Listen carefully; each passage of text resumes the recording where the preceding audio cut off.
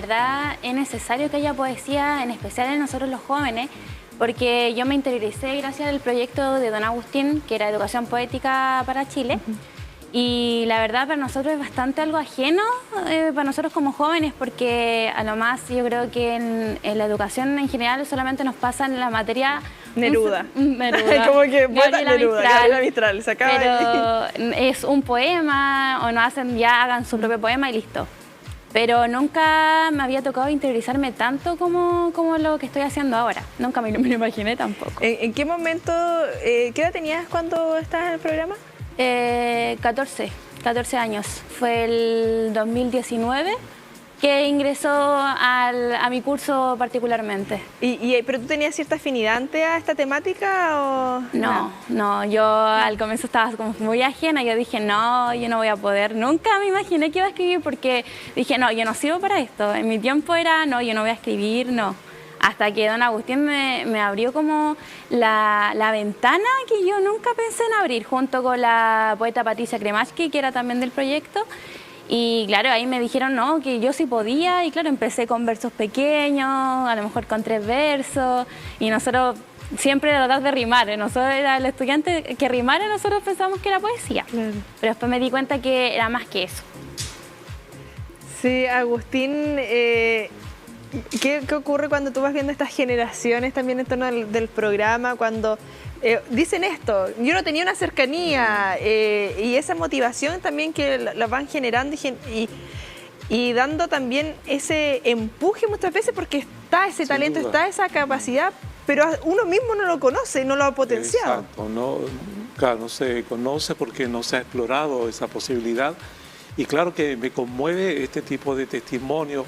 Y conocemos a muchos otros jóvenes que han tenido esta experiencia y también nos da un poquito de rabia porque lo que en el fondo pasa en la educación en general y que tiene el nombre de poesía es una falacia, es decir, es un engaño, sí. Porque lo que pasa es que si fuera la verdad completa, los jóvenes tendrían la experiencia poética, es decir, escribir es parte del conocimiento de la poesía. Sin duda que es bello leer poesía, uno puede acceder a la belleza de la poesía, pero la poesía tiene muchas facetas. Entonces, la única faceta que se muestra en los colegios, y lo conversaba con una poeta argentina hace poquito, hace como 1 hora atrás, que ella está haciendo clase en Oxford, en unos colegios, y pasa lo mismo que en Chile. Les enseña, por ejemplo, qué es la metáfora, quién es el hablante lírico, pero esas cosas... está bien, pero cuando uno sabe y empieza a entender la poesía, cuando uno de su propia experiencia empieza a escribir y cuando uno ve que van surgiendo objetos de carácter estético, ahí uno dice, esto es la poesía. Pero entonces quedarse solamente en definiciones, entonces eso mayoritariamente pasa en la enseñanza primaria y media en Chile y no solamente como ves en Chile, sino que en muchas partes del mundo. Eso. Y claro, lo que genera evidentemente una cosa como de rechazo del estudiante, porque es algo, es como lo que hablamos muchas veces en torno a la lectura en general, transversal de cualquier género, que la biblioteca no la pintan como el castigo, llegaste tarde, te vas a la biblioteca y todo como obligado, mientras que si lo vamos generando, inculcando de otra manera, que sintamos una cercanía, obviamente cambiamos ahí la mentalidad. Claro, ahora la idea de este evento, el martes 13 en Artista del Acero, es mostrar que se puede construir al nuevo poeta, a un poeta comprometido socialmente, a un poeta empoderado con la responsabilidad como guardián de la poesía, claro. Porque el poeta conoce el valor de la poesía. Puede que tal vez un profesor no lo conozca tanto, puede ser que los ministros de educación no lo conozcan tanto, pero quien sabe y lo vive es el poeta. Por lo tanto, el poeta tiene el derecho moral de defender esto. Si no lo hicimos antes, ahora lo podemos hacer. Entonces, para mí ese es el nuevo poeta. Hay un manifiesto que se publicó en Nueva York, porque esto yo lo llevé a Nueva York como una propuesta a los poetas. El manifiesto del nuevo poeta. Claro, la idea de que podemos construir entre todos el nuevo poeta. Esto no es excluyente, esto es para todos, porque se necesitaría muchos poetas para entrar al aula. Dani, bueno, cuéntanos un poquito también de ese proceso, como tú nos indicabas ahí cuando participaste del programa, actualmente como alumna acá de la Universidad de Concepción, y ese trayecto que has tenido en tu vida en torno de, me imagino, aquí dentro del desconocimiento, corrígeme si me equivoco, de ir buscando también las motivaciones, porque me imagino que en el inicio, claro, a lo mejor buscaba alguna inspiración en alguna cosa en particular, como tú señalas, un par de palabritas armando ahí una frase, pero ahora, ¿cómo lo has ido desarrollando y trabajando también en torno a tus intereses, a tus gustos? Bueno, ahora me he ido orientando generalmente a mis vivencias, porque yo creo que la mayoría de nosotros los poetas escribimos siempre de alguna cosa que nosotros vivimos o tal vez de algún gusto en particular.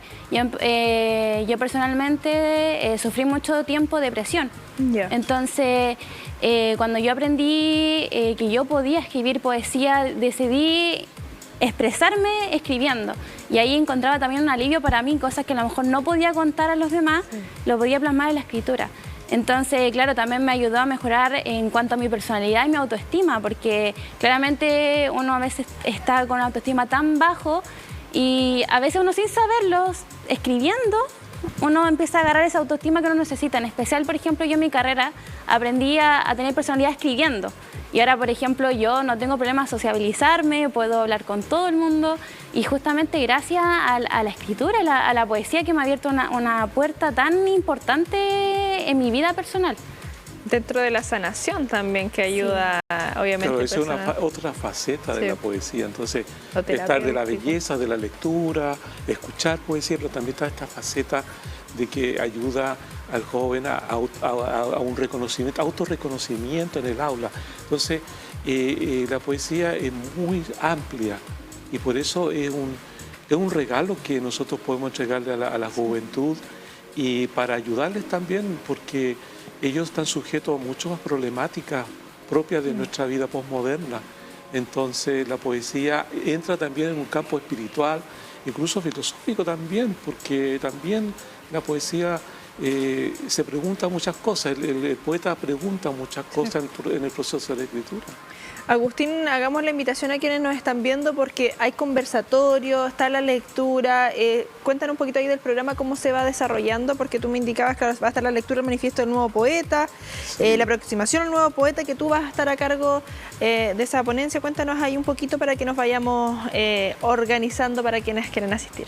Sí, bueno, la coordinadora de Poetry Education for the World Nueva York, Maureen Allman, va a dar lectura del manifiesto, y sobre ese texto yo voy a hacer una aproximación al nuevo poeta, cómo construirlo, cómo podríamos construir al nuevo poeta, este poeta comprometido, que interpela a las autoridades, que las llama a terreno de alguna forma, y le dice, esto tenemos que cambiarlo porque estamos perjudicando a los jóvenes con esta falacia llamada poesía.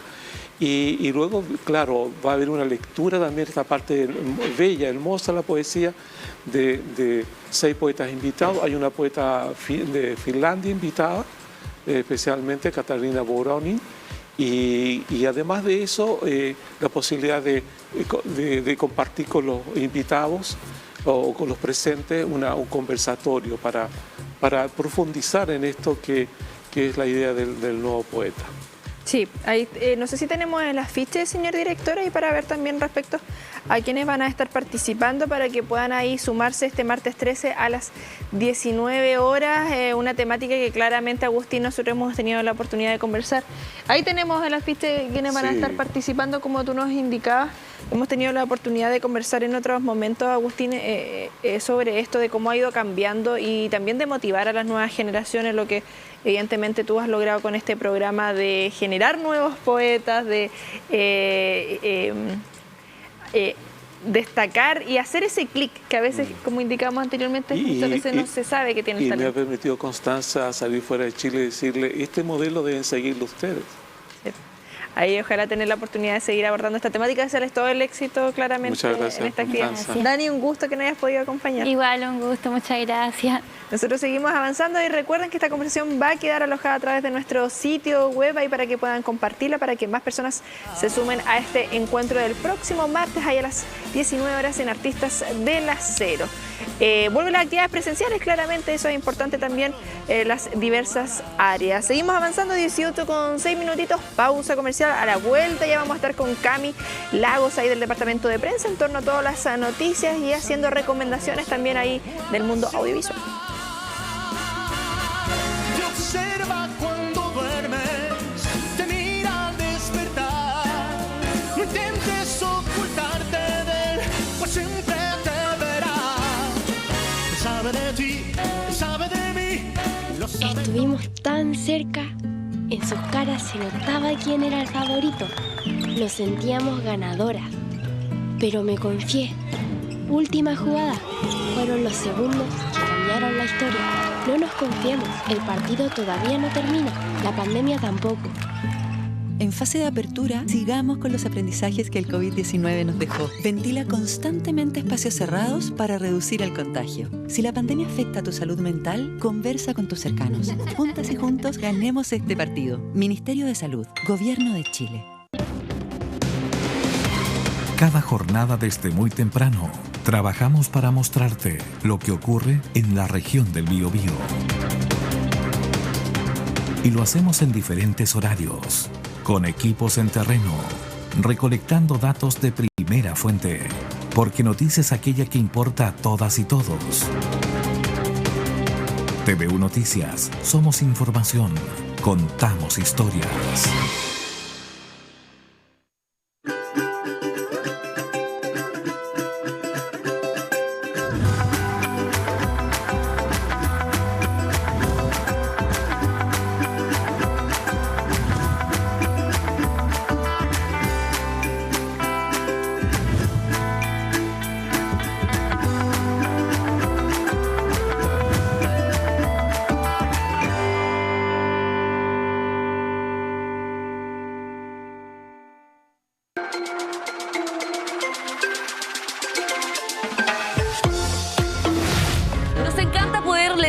Todas las mañanas con motivación, con un espíritu que pueda ayudar a que el día a día para cada una de aquellas personas que están con nosotros sea el mejor diario vivir. La vida es una y es por eso que queremos en el matinal siempre juntos invitarte a que podamos disfrutarla.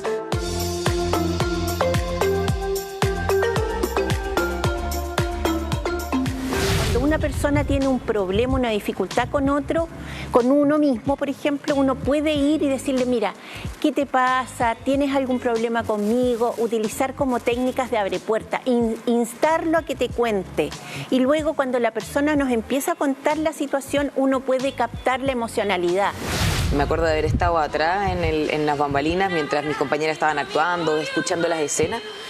Y yo estaba súper emocionada, como que, porque además la escuchábamos reír, claro, en momentos de silencio de todo el público. Ella se reía o hacía un comentario, ¿cachai? Entonces estuvo adentro con nosotros en el escenario, entonces fue súper mágico, no, fue increíble.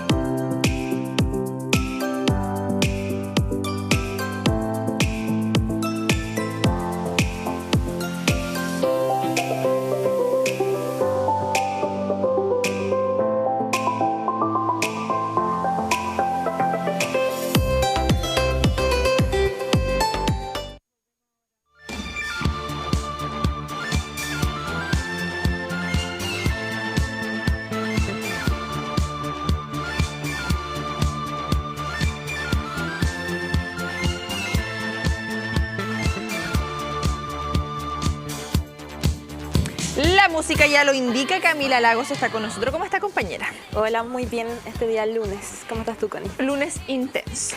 Sí, como todos los lunes. Luego de un sábado trabajado también ahí en el departamento de prensa. Sí, también. Me tocó descansar ayer, nomás el domingo. Sí, así que este feriado se va a sentir... ¿Vamos a tener el fin de semana largo? ¿Sí? ¿Me confirman? Sí. ¿Perdí la muela? ¿Perdí el retorno? ¿Vamos a tener fin de semana largo, señor director, o no? ¿No hacemos interferiado aquí? Sí. ¿Estarán viendo de frente? Tenemos información relevante que destacar, Cami, en torno al director de Extensión, Rodrigo Piracés, porque queremos destacar ahí lo que se ha publicado a través de la cuenta oficial de la Universidad de Concepción, porque extendemos estas felicitaciones al director de Extensión y Pinacoteca UDEC, Rodrigo Piracés, quien hoy recibió el Premio Regional Bio Bio 2022 en la categoría de Artes Visuales. El galardón es otorgado por el Ministerio de las Culturas, las Artes y el Patrimonio, la Seremía, evidentemente acá en el Bio Bio, junto al gobierno regional, y busca valorar la obra y trayectoria comprobable por excelencia, creatividad, aporte trascendente a la cultura regional y el desarrollo de las áreas del saber y de las artes de diferentes actores y actrices regionales. Así que extendemos estas felicitaciones a Rodrigo Piracés por este reconocimiento que le entregan ahí para esta versión de estos premios regionales Bio Bio 2022. Así que una muy buena noticia que queríamos destacar acá al inicio de este espacio, Cami. Sí, qué interesante, me parece súper bien. Sí, absolutamente, en torno a lo que significa claramente las artes visuales acá en la universidad y el trabajo que realiza en la Pinacoteca y todo el trabajo de extensión. Pero nosotros no queremos hablar de arte, queremos hablar de fauna. Exacto. Bueno, otro día vamos a hablar de arte, igual es un buen tema. Pero sí, porque es una noticia que de hecho salió hoy, que se encontraron los restos que se consideraban desaparecidos del último tigre de Tasmania. Esta es una especie que se extinguió en 1936, pero los restos del último ejemplar habían estado perdidos desde entonces y se encontraron en un closet en un museo en Tasmania, precisamente. Estas cosas son las que uno dice, ¿really? ¿Esto pasa? Claro, así como cuando uno se le pierde algo en la casa y de repente así como en un cajón, no, sí, se me perdió, de repente aparece. Oye, sí, lo que significa claramente esto para... Bueno, es como tragicómico. Sí, un poco. O sea, imagínate, después de 85 años de que declararon que los restos estaban desaparecidos, los vienen a encontrar en un closet. Es un poco insólito. Sí, el único marsupial depredador de Australia, y claro, tú indicas, a mí me encanta. Sí. De 1936, claro, y este último ejemplar que se conoce murió en cautividad el 7 de septiembre, precisamente de 1936, en el zoológico ahí de Australia de Hobart. Y posteriormente sus restos fueron entregados al Museo y la Galería de Arte de Tasmania. Y ahí se traspavelaron. De hecho, sí, lo explican, ahí hubo como un problema precisamente con el papeleo, como que alguien no hizo bien lo que tenía que hacer y quedó ahí, no estaba claro dónde habían quedado los restos, y de hecho después se descubrió que los habían estado usando como para shows itinerantes, como para mostrarlos así en ferias.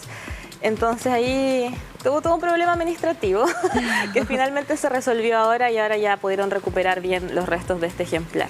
Sí, lo que significa claramente la conservación en el ámbito histórico, patrimonial, educacional.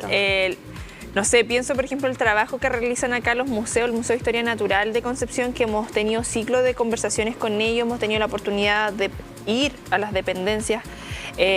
Claro, la curatoría, el trabajo que hay en torno ahí de mantener eso, porque a ver, siento yo que no le tomamos el peso a lo que significa conservar piezas, ya sea fauna, flora, piezas patrimoniales, de uso cotidiano, lo que significa para reconstruir nuestra historia, porque claro, estamos hablando que sí, quizás no es tanto, 85 años, pero lo que va a significar en los próximos 50, 100 años, que no va a haber noción de cómo era, y esto evidentemente nos ayuda a mantener esa conexión. O lo que pasa también con los fósiles de dinosaurios o cualquier otro tipo de fósiles, la única forma que tenemos en la actualidad de poder entender, tener una idea de cómo eran estas especies, porque tampoco podemos saberlo a ciencia cierta. Afortunadamente, claro, del tigre de Tasmania tenemos más registro, es un poco más reciente, pero aún así lo que implica poder tener los restos del último ejemplar, de hecho, que se conoce, que a todo esto llegó al museo porque un cazador lo capturó, de hecho, precisamente en 1936. Sí, entonces, implicaba, o sea, una pérdida enorme no saber dónde se encontraba. Menos mal que, bueno, ahora ya se encontró y los restos, claro, están siendo conservados como debería ser y como deberían haber sido durante todo este tiempo. Claro, con un aspecto como lo vemos ahí, como un cánido, aunque en realidad era un marsupial carnívoro porque tiene o tenía su bolsita. Exacto. Sí, de hecho, así nacían, de hecho, y bueno, y después cuando a medida que iban creciendo ya iban adquiriendo más este aspecto como más canino, por así decirlo. Claro, y tiene sus rayitas ahí oscuritas, ¿ves? Eso, para eso nos sirve claramente la conservación, para poder que las futuras generaciones vayan en torno a eso, y la relación que puede haber también en torno a la conservación y mantener esto con la inteligencia artificial. Sí, o sea, bueno, estamos hablando igual de el futuro precisamente, de lo que van a ver las generaciones que vienen, y claro, tiene mucho que ver con todo esto de la inteligencia artificial, que es algo que quizás no nos damos cuenta, pero ya estamos viviendo en esa realidad hoy en día. O sea, estamos rodeados de inteligencia artificial desde precisamente el teléfono, bueno, los Smart TV, todas estas aplicaciones inteligentes, y precisamente de eso vino a hablar el doctor en astrofísica Luis Sarro, que visitó la universidad. Y realmente lo que mencionaba era que si no entendemos que estamos ya insertos dentro de la inteligencia artificial, si no hacemos algo con eso, nos vamos a quedar atrás. Sí, lo que significa ir adoptando toda esta tecnología. Bueno, acá hay... Claramente los países menos desarrollados están en desventaja, van más lento, y por eso también se van aumentando estas brechas. Pero lo que significa en temáticas de educación, de salud, precisamente, del acceso al conocimiento en general, es importante también cómo lo vamos acercando, porque sí, tú indicas los teléfonos, los dispositivos inteligentes, la inteligencia artificial, pero sabemos que también hay una brecha en torno a eso, que no todos tienen acceso precisamente. Y es complejo cómo podemos llegar a más lugares, cómo podemos tratar de ir avanzando en un mismo sentido. Exactamente, precisamente hay que educar sobre este tema, que como decía es algo que no es del futuro, sino que es de ahora ya. Uno piensa en inteligencia artificial y piensa en quizás otras cosas de las que vamos a hablar después. Pero no, estamos insertos, o sea, la inteligencia artificial ya está inserta en nuestra realidad. Y también en ese sentido es importante, por ejemplo, el tema del procesamiento de datos. Eso es algo para lo que se utiliza principalmente la inteligencia artificial. Todos nuestros datos, todos ya lo sabemos, están disponibles. Ya no podemos hablar, no sé si de privacidad ya en ese sentido, porque... Del momento en que uno entrega el root en un supermercado, ya están nuestros datos dando vuelta. Del momento que nos creamos Facebook en el 2018, o sea, el 2008. Sí, creo que fue el 2008. Yo como que el 2006, por ahí. Todos nos creamos por Pet Society, digamos la verdad. Transparentemos las cosas. Yo me creé Facebook para jugar Pet Society. Si acá no nos vengamos a leer la suerte entre gitanos. ¿Tú por qué te lo creaste, Cam? Me acuerdo que estaba en el colegio y era como la moda. Y me acuerdo que había como unos juegos como de unas tiendas de ropa. Eso jugaba, no me acuerdo cómo se llamaba. Pero igual era por un juego. Sí, la verdad es que sí. Y ya Messenger ya iba en declive, ya los zumbidos no tenían el mismo sentido. No, para nada. Sí, la bombita de los guiños. Qué tiempos aquellos. Las generaciones actuales no saben de eso. No. Pero la inteligencia artificial va en ese sentido. Absolutamente. O sea, de hecho Facebook es inteligencia artificial. Oye, a mí los algoritmos me dan un terror de repente. O sea, de todo lo que estamos hablando acá, llego a la casa y me aparecen cosas. Sí, eso es súper loco. Me da un poco de miedo. Con mi hermana siempre nos damos cuenta de eso. Estamos conversando cosas y de hecho, y lejos del teléfono, es que lo tenga en la mano y de repente el anuncio. Sí, que el micrófono sigue funcionando. Sí. Pero bueno, de robots vamos a seguir hablando. Bueno, vamos a seguir hablando de inteligencia artificial, pero esta vez más futurista, más ciencia ficción, porque hay una serie que yo creo que además que la han escuchado, Westworld, una original de HBO, que precisamente trata sobre estos temas. Se trata de un parque de diversiones que está hecho con temática del oeste, por eso se llama Westworld. Y claro, bueno, los habitantes son, sí, podríamos decirle robots, androides. En el fondo se explora mucho toda esta temática precisamente de la inteligencia artificial, pero ya llevada a otro extremo, ya llevada mucho más allá. Entonces vemos ahí que supuestamente todo esto, claro, no se sabe en el fondo la diferencia entre quién es humano y quién no. Oh, qué Eso miedo. es como ya la trama, digamos, como de la primera temporada. Y después, bueno, no quiero decir spoilers. Esto es de 2016, para Sí, ahí se estrenó, ponernos sí. en contexto, lleva 4 temporadas. La cuarta se estrenó este año. Sí. Sí. Y en HBO Max está disponible. Y claro, ¿tú viste las 4 temporadas? La cuarta no la he terminado todavía. Ya, pero en cuanto a la evolución de la historia, ¿cómo se va Sí, desarrollando? mira. ¿Se va poniendo un poquito más, ¿Sabes qué? Yo, más futurista? para mí las mejores fueron las 2 primeras temporadas. Siempre pasa eso con las series. Fueron las mejores, porque ya a partir de la tercera ocurre un quiebre que no quiero decir lo que es en Ya. caso de que no lo hayan visto, porque igual sería un spoiler. Sí. Pero es un quiebre así total en la historia, cambia completamente el sentido de todo. De hecho, la tercera inicia de una forma muy distinta a lo que se venía haciendo en las 2 anteriores. Y como te digo, ya hay cambio de personajes para empezar y cambio de la trama totalmente. O sea, ya se le da otro sentido, se ve como la imagen más grande, por así decirlo. En las 2 primeras temporadas la historia estaba como confinada al parque y después en la tercera y la cuarta ya se ve como todas las ramificaciones que lo que veíamos en las 2 primeras va teniendo, como, digamos, como en el mundo en general. No sé si me sí, explico. se va entendiendo. Ahí dentro de lo que significa también la ciencia ficción, sabemos que es un género que mueve a masas y está disponible dentro de este servicio de streaming. Que pasamos de un servicio de streaming a el que era el más popular y que ya lo destronaron. Sí, Hablamos de absolutamente. Netflix y yo quedo acá con la duda porque estaba buscando cómo mezclar Westworld con Emma, pero no hubo caso, mi cerebro no pudo. No, y no lo intentes tampoco porque no, yo tampoco. Fue porque, honestamente, bueno, la inteligencia artificial, obviamente. Relacionado, es un tema que veníamos vamos a ahí, sí. conversar. Y la verdad es que Emma es una de las películas que más me gusta y la vi anoche, entonces. ¡Ay, me encanta! Pero Cami, Eso ¿por qué quería no me hablar de dijo eso. eso anoche para haberla visto también? No tiene ninguna otra razón de fondo más que clásico de Jane Austen que Exactamente. está llevado ahí a esta película Sí. de Netflix. Y de hecho, bueno, esta es una de las últimas adaptaciones que se ha hecho porque Emma ya tiene varias adaptaciones Sí, po. a lo largo de los años. De hecho, en 1996 se hicieron 2 el mismo año, una con Gwyneth Paltrow y otra Sí. con Kate Beckinsale. Y bueno, esta ya es más moderna, como decíamos, de Netflix y le da como otro toque. A mí me gusta mucho porque siento que respetan el tono que tiene el libro. Ya. Yo soy muy fan de Jane Austen. Leí Yo solo todos de los Orgullo y libros. Prejuicio, pero así como que... Un clásico. Sí. Y generalmente como que se tiende a ver como que son ya novelas románticas, sí, pero Hay un trasfondo. el tono que ella le daba, crítica social muy fuerte de la época, muy feminista y también como un tema ya casi como de sátira incluso, como de la sociedad de Sí, esa po. época. Y esta adaptación de Emma hace eso, tiene ese tono y es como más, Me casi como gusta. comedia.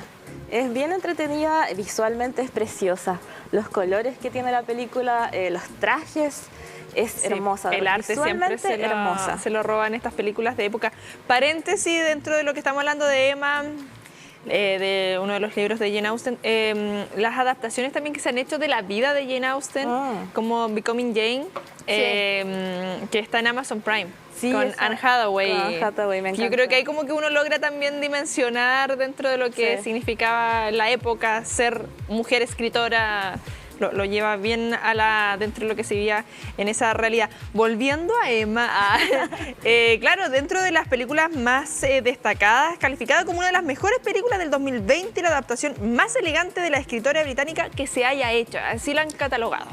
Sí, mira, mi adaptación favorita de Jane Austen siempre va a ser Orgullo y Prejuicio con Keira Knightley. ¿Cómo es que se llama? Se me olvidó cómo se llama el que hace de Mr. Darcy. Matthew McFadden. Matthew McFadden, sí, él mismo. Siempre va a ser mi adaptación favorita porque, bueno, es muy... el tono que tiene es hermosa también visualmente, está muy bien actuada. Pero Emma, como digo, viene a ser como una de las pocas adaptaciones de Emma que he visto que realmente tiene este tono más cómico, como más de sátira que tenía el libro. Que no es como tan basada ya como en lo romántico, no es como tan melancólica. De hecho, es súper entretenida, hay momentos muy chistosos también, uno se ríe harto. Y ya que estamos aquí comparando, por ejemplo, con Persuasión, que está en Netflix también, que escucharte crítica en contra. Yo la vi y fue como, ya, sí, se agradece todo lo que sea relacionado, se agradece, pero... Oh, no he visto eso. ¿No? Ah, ya, por tarea lo para la mismo. casa. Es que no la he visto por lo mismo. Por la porque crítica. No he escuchado nada muy bueno. Sí. No sé, para opinar tampoco, no puedo opinar sin haberla visto. Solamente me baso en lo que he escuchado, así que yo creo que igual debería verla y compararla con la adaptación de los 90, que me gusta mucho. La de esa película es muy buena. Sí, ese es el tema, que hay algunas adaptaciones que... bueno, esto es lo que pasa con los remakes, sí. que uno se queda, y bueno, uno entiende también que los realizan, porque acá tenemos, siempre olvido el nombre de esta actriz, pero... ¿Taylor-Joy? Sí, pero claro, súper famosa en el contexto de las series, que ya está moviendo público, evidentemente, por ser ella. Entonces, uno entiende que cuando se hacen estos remakes y quieren ahí jugar un poquito, abarcando a otras generaciones. Pero claro, cuando uno tiene la nostalgia de adaptaciones o también del libro, porque siempre uno está en la crítica y si está bien adaptado o no. Sí, y esta está bien adaptada. Está muy bien adaptada al libro, de hecho. Me gusta mucho el trabajo que hicieron. Y ya sabemos que Cami es quien se lee el libro en versión original y en versión traducida, así que... No, y de Jane Austen tengo un libro gigante que es un compilado de las 6 obras que publicó. Es enorme, es así. Cami, le hago desafío. Para la próxima hagamos especial de Jane Austen. Ya. Sí. Perfecto, puedo estar horas hablando de eso. Me parece, me encanta, a mí también. Cami, nos estamos viendo, como siempre, un gusto. Igual, Connie, nos vemos. Aquí con unas recomendaciones también de nuestra compañera del departamento de prensa y alternativas en torno a lo que podemos ir encontrando en plataformas digitales.